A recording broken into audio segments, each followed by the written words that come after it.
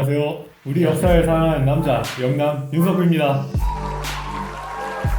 네, 2주간 이제 영상이 업로드되지 않았는데 무슨 일이냐? 이러한 이유로 이제 10월 마지막 주는 업로드가 되지 않았고요. 10월 셋째 주에는 무슨 일이 있었느냐? 한 장면을 요약이 가능하죠. 그래서 이때 혼자서 3시간 30분 동안 터드는 거 간신히 28분으로 줄여놨더니 싹 다 날라와 버렸어요. 싹 다. 이래서 이제 2주 업로드가 되지 않았는데요. 앞으로는 이제 특별한 일이 없는 한 업로드가 될 겁니다. 그래서 그동안 이제 많은 일들이 있었는데요. 여러분들이 가장 관심 있게 봤던 분야는 어떤 것인가요? 오늘 제가 준비한 또는 가져온 주제와 일치했으면 좋겠네요. 저예산 저인력 B급 감성 영상 지금 시작합니다. 오늘 첫 번째 주제인데요. 검찰총장 국회 등판, 삼성 이건희 회장 별세, 택배 노동자 사망 사건, 부동산 대책 연기, 일본 해양 오염수 방류 등 엄청나게 많은 일들이 발생했는데요. 오늘 준비한 주제는 미국 대통령 선거 최강대국의 리더는 누구입니다. 그 전에 오랜만에 반가운 얼굴이 돌아왔습니다. 오랜만에 돌아온 영남. 반갑습니다, 여러분. 저는 오랜만에 돌아온 영남 앤디입니다. 근황 좀 말씀해 주시죠. 그동안 무슨 일로 탈주하셨는지. 탈주라기보다는 제가 개인적으로 좀 뭔가 힘든 일이 좀 많이 있었습니다. 본격적으로 들어가 보도록 하겠습니다. 들어가면서 미국 대선에 대해 이제 기본 상식 정도는 있으면 좋잖아요. 물론 다 아시리라 믿지만 저희 영상을 보시는 분들은 제가 저번 주에 녹화한 3시간 반짜리 영상이 너무 아깝기 때문에 살짝 첨가하고 오겠습니다. 한번 보고 오시죠. 그리고 우리가 이제 주목해야 될 게 미국 대선은 우리나라와는 다른 특별한 성질이 있어요. 4년 중임제로 2번을 할 수 있다는 것도 있고 선거인단으로 대통령을 뽑는데 이게 직선제이면서도 간선제인 오묘한 선거예요. 그러니까 무슨 말이냐면 대표적인 정당이 공화당, 민주당 이렇게 두 개잖아요. 이 두 정당에서 후보를 내는 순간 선거인단을 쭉 구성을 해요. 그러니까 올해 선거 같은 경우에는 트럼프와 조 바이든이 되겠죠. 어떻게 구성을 하냐? 미국의 각 주마다 2명씩 100명을 일단 미리 배분을 해요. 미국 주가 50개인 건 아시죠? 그 국기의 별 개수가 50개. 그 다음에 이제 인구 비례에 따라서 70만 명당 한 명씩. 와, 근데 이거 우리나라에 들어오면 어떤 지역은 투표권도 없겠네. 제가 살고 있는 도시가 100만 명이 좀 넘거든요. 제가 살고 있는 구역이. 야, 근데 여기 해봤자 한 명밖에 안 나와. 하여튼 70만 명씩 435명을 쭉 나눠요. 그럼 총 몇 명이죠? 수도인 워싱턴에다가 3명을 배당을 해요. 538명으로 선거인단이 쭉 구성이 돼요. 이러면 이제 투표할 준비가 완료가 된 거예요. 선거할 준비가 완료가 된 거예요. 그리고 정해진 선거 날 있잖아요. 18세 이상 유권자들이 투표를 마치면은 이제 538명이 그 투표한 결과를 보고 어떤 후보한테 표를 줄지가 정해져요. 그러니까 실질적으로 대통령을 뽑는 거는 538명이에요. 근데 538명이 누구한테 표를 줄지 정하는 건 일반 국민이에요. 그러니까 되게 직선제이면서도 간선제인 오묘한 선거. 제가 아까 한 말이 무슨 말인지 아시겠죠? 사실 이게 제일 중요한 거예요. 어떤 부분에서 제일 중요하냐면은 미국 주 중에서 캘리포니아가 가장 많은 선거인단이 있어요. 55명 아닌가? 45명인가? 아니 55명이 맞을 거예요. 55명을 갖고 있는데 투표에서 한 표라도 더 얻은 후보가 55표를 전부 다 가져가요. 그러니까 예를 들어서 캘리포니아에서 유권자들 18세 이상의 유권자들이 A 후보를 100표를 주고 B 후보를 50표를 준다를 치면은 55표를 2대1로 가져가는 게 아니라 55표를 A 후보가 전부 다 가져가요. 그러니까 이게 얼마나 큰 거냐고 한번 생각을 해보면은 수도인 워싱턴이 3명 있잖아요. 워싱턴에서 A 후보가 이기면은 3표를 갖지만 캘리포니아에서 A 후보가 이기면은 55표를 가져가기 때문에 수도인 워싱턴에 비해서 한 18배 정도 더 캘리포니아가 우수한 주다 라는 것은 헛소리고요. 그리고 50개 주에서 55표가 많아? 라고 생각할 수 있는데 전체 표가 538표잖아요. 538표 중에 약 10% 정도? 그쵸, 10% 정도에 해당하는 건데, 49개가 90%를 차지를 하는 건데, 우리나라 대선을 보면은, 문민정부 들어와서, 그러니까, 김영삼 대통령부터, 김영삼 전 대통령부터, 1등하고 2등, 당선자와 차선자의 차이가 10%를 이긴 대선이 몇 개 없어요. 몇 개 없으니까 이게 크다고 볼 수 있죠. 10%가. 그래서 전체 유권자 투표에서는 이기고 실제 선거인단 숫자에서는 밀리는 경우가 있었어요. 2000년에 엘고어 후보가 맞죠? 엘고어 후보가 유권자 득표는 많았는데요. 선거인단의 수가 적어서 부시 후보가 당선이 되기도 했어요. 그리고 2016년 선거도 마찬가지였죠. 작년 지난 미국 대통령 선거. 클린턴 민주당 후보가 전국 투표는 굉장히 많았지만, 굉장히는 아니고요. 많았지만, 선거 인단의 수가 부족해서 트럼프 공화당 후보가 당선이 돼요. 네, 다들 이해하셨나요? 네, 다 이해했으리라 믿습니다. 영남 이해하셨죠? 네, 이해했죠? 이해 못했습니다. 이번 선거 같은 경우에는 이제 우편 투표도 많이 진행되었고, 전반적으로 이제 미국 정치사에서 좀 유례 없는 굉장히 많은 투표가 될 것으로 예측이 됐고, 실제로도 그런 결과가 보여지고 있어요. 지금 녹화일 기준으로 바이든 후보가 앞서고 있는 걸로 나오는데, 모든 나라가 이제 미국의 대통령 선거에 집중하는데, 뭐 아시아권의 강대국이라는 일본, 중국을 비롯해서 유럽권의 EU, 영국 이쪽도 다 미국 대통령 선거에 집중하고 있어요. 이유가 뭘까요? 아무래도 미국이 우리나라와 동맹을 맺고 있다 보니까는 에디 씨가 생각하기에는 지난 4년 동안 16년부터 20년까지 도널드 트럼프 행정부는 미국 정책을 잘한 것 같나요? 개인적으로 뭔가 잘했다고는 느끼지는 않습니다. 왜요?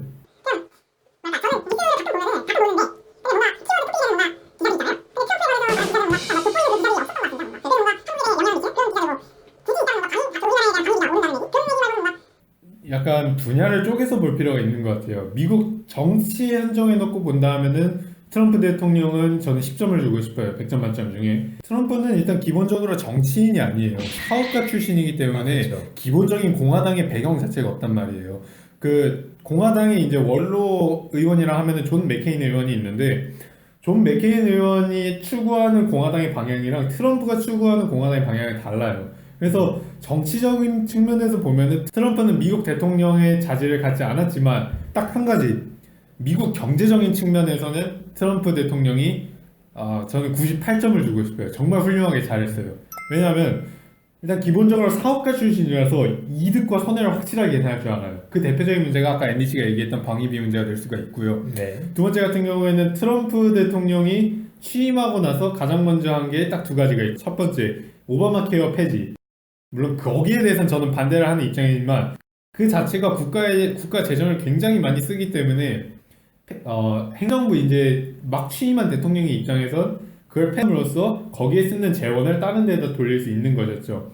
두 번째, 중국과의 무역 전쟁을 하는데 이게 좀 격하게 표현해서 무역 전쟁이지 사실 미국이 이득 본 게 되게 많은 거예요. 그동안 미국이 중국에게 일자리도 뺏기고 공장도 뺏기면서 많은 실업난 내지는 미국이 가져왔을 이익을 중국에게 넘겨준 건데 그거를 일정 부분 되찾아온 걸 보면은 경제적인 측면에서 굉장히 우월했다. 끝으로 그 트럼프 대통령 4년간 미국 실업률이 굉장히 많이 줄었어요. 오바마 대통령 때 20 몇 %였나? 제가 정확한 수치는 기억이 안 나는데 트럼프 대통령이 들어와서 한 자릿수로 줄었거든요. 그런 측면에 비하면은 트럼프 대통령은 굉장히 잘했다. 그리고 앤디 씨는 이번 선거에 대해 20년 대선에 대해 어떤 결과를 예측하시나요?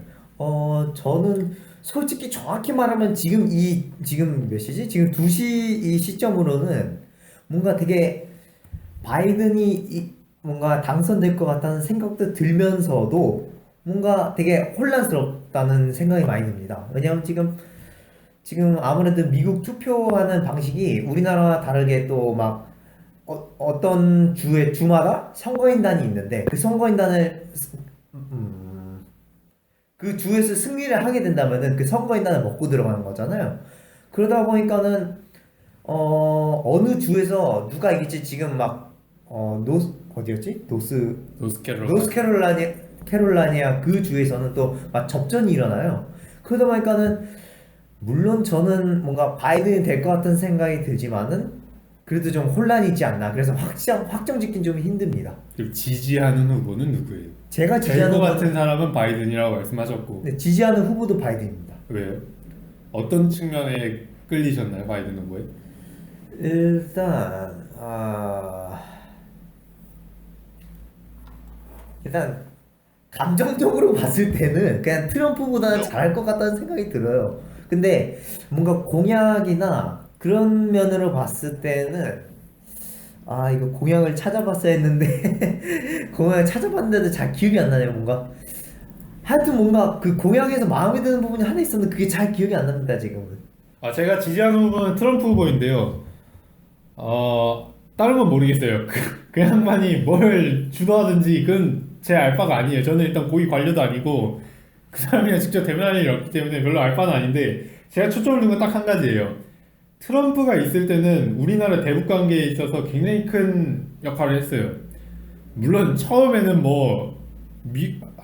북한을 초토화시켜버리겠다, 막 파이어 앤 퓨리 막 이딴 소리나 하고 박살내버리겠다 이딴 소리 했는데 결과적으로 보면은 북미 정상회담도 했고 지금까지 트럼프가 북한에게 보낸 메시지는 북한은 좋은 친구다.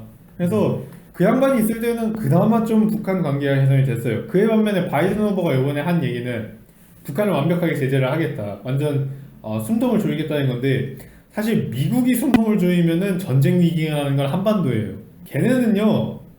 미국은요 한반도가 어떻게 되든 크게 관심이 없어요. 걔네는 이미 최강대국이고 우리나라는 좀 다르게 생각해야 되는데 지금 제가 거주하고 있는 위치에서 100km만 위로 올라가도 휴전선이 있고요. 또 북한이 있는 상황에서 제재를 통해서 원래 궁지에 몰린 쥐는 고양이를 물어요. 북한을 마냥 제재한다고 해서 좋은 게 아닌데 바이든 후보가 제재하는 것이 실질적으로 효과가 있는지도 보장할 수 없을 뿐더러 우리는 이미 경험을 해봤잖아요. 제가 태어난 2001년 기준으로 진보 정부 10년, 보수 정부 9년 동안 대화와 제재를 둘 다 해봤어요. 그나마 조금 효용성, 평화라는 체제가 정착이 된 게 그나마 대화예요. 우리 아실 거예요. 진짜 딱 3년, 16년이니까 4년이죠. 4년 전까지만 해도 뭐 사드 배치하면서 핵전쟁이 나니 안 나니 뉴스에 떴던 거 다들 아실 거예요. 물론 그 대화가 100% 맞는 건 아니에요. 적어도 제재보다는 낫다라는 생각이 들어요. 한 명씩 나눠보죠. 네. 트럼프 행정부가 다시 4년을 집권을 하게 되면은 우리나라에는 어떤 변화가 있을까요?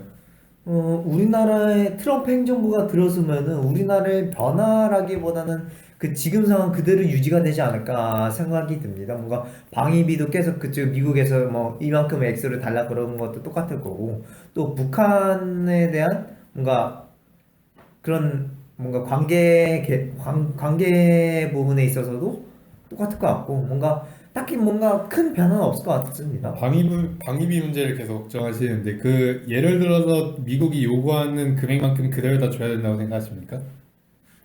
일단 그만큼 요구하니까 줘야 되는 거 아닙니까? 저는 모르죠. 저는 물어보셨잖아요. 저는 국방부에 종사하지 않고 있기 때문에 그 국방부 종사는 여기 있을 사람이 아니죠. 그러죠. 그러니까 그 요구하는 만큼 다 줘야 된다는 입장이신 거네요, 하여튼. 제가 알기로는 저는 그렇다고 생각합니다. 네. 그러면은 반대로 생각을 해볼게요. 그러면 바이든 후보가 대통령이 됐을 때, 바이든 행정부가 들어섰을 때 우리나라에는 어떤 변화가 일어날까요? 아무래도 아까 말씀하신 것처럼 바이든 행정부가 들어서면은 그 북한에 대한 제재가 있을 거라고 하시잖아요. 그 공약 중에서. 그러면은 뭐랄까 뭔가 바이든 행정부가 들어서면은 북한과의 관계가 좀 더 뭔가 나빠질 가능성도 있지 않을까 생각이 듭니다. 네. 듭니다. 그 의문문이잖아요. 그러니까 목소리 톤이 올라갔어요.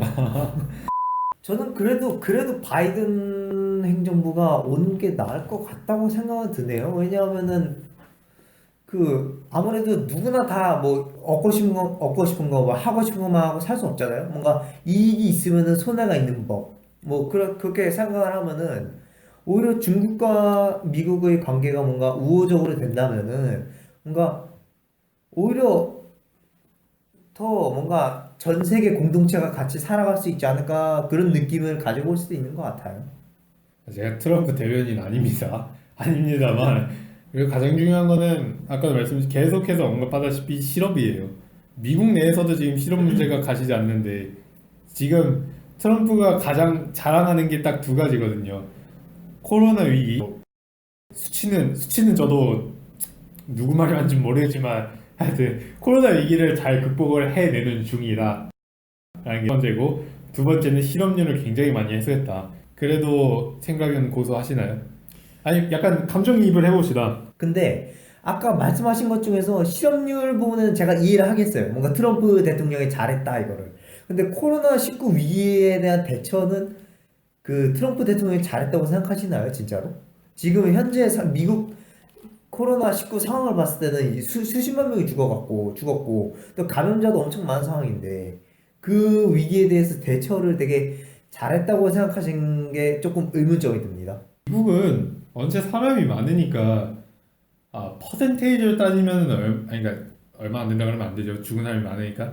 퍼센테이지로 따지면은 다른 국가에 비해서는 많지는 않아요. 그래서 트럼프 대통령이 정책을 잘 썼다라기보다는 그 트럼프 대통령의 산하 누구죠? 바우치 박사가 좀 진단을 잘 내렸고 많이 조언을 해준 것 같아요. 그래서 여기까지 올 수 있었던 것 같아요. 오바마 대통령이 코로나 상황에서 미국과 한국을 비교를 해요. 그러면서 우리나라 방역이 정말 잘 됐다라고 칭찬을 한 게 있는데, 제가 무슨 얘기 하려고 그랬죠? 예? 모르죠? 예, 잠깐만요. 갑자기요? 잘 얘기하시다가 갑자기 그러시면 어떡해요? 뇌가 정지가 됐어요. 제가 하여튼 결론부터 말씀드릴게요. 제가 빌드업 하다가 지금 조금 꼬였는데, 그러니까 마스크를 좀 늦게 착용하게 한 거, 의무화를 좀 늦게 한 게 패작이지, 그동안의 방역, 그러니까 해외 유입을 줄였다 그러죠. 그런 점에서 저는 굉장히 잘했다고 봅니다. 그러니까 코로나19에 대처한 것도 뭐 부분적으로 뭔가 어느 부분은 잘했고 또 어느 부분은 못했다 이런 게 있다 이거죠? 네. 제가 준비한 내용 여기까지인데 더 하실 말씀 있으신가요?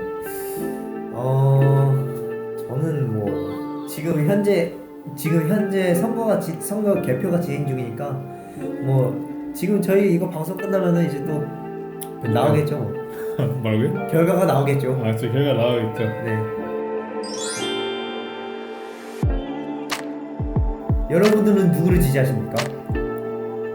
뭐 바이든 대통령이든 바이든 대통령이 아니지. 바이든 후보든 이미 대통령으로 찍어놨어요. 이 양반은 눈에 색안경을 끼고 있다니까요. 바이든 후보든 트럼프 후보든 누가 됐든 지지하시는 후보가 되길 바라겠습니다. 이제 앞으로 걱정이 큽니다. 4년 동안 우리가 국가 간에는 동등하다고 하지만 힘의 균형이라는 게 있잖아요. 힘의 논리가 존재를 하는 법이고, 미국이 세계 질서를 주도하는 것을 거역할 수는 없어요. 우리가 중국이 아닌 이상 거역할 수는 없어요. 그래도 우리나라가 좀 주권을 갖고 행사를 할 수 있었으면 좋겠어요. 5년 전까지만 해도 미국이 하자 그랬으면 무조건 따라갔어요. 그리고 미국은 자꾸 일본이랑 친해지라고 하지만 사실 일본이랑은 친해지기가 힘들죠. 역사적 문제도 그렇고. 나는 그냥 저 새끼들이 마음에 안 들어요. 일본 국민을 싫어하진 않아요. 모든 사람을 싫어하진 않는데 정치인들 그냥 너무 짜증나요. 그냥 지들 잘난만에 사는 게 너무 역겨워요. 오늘 준비한 주제는 여기까지고요.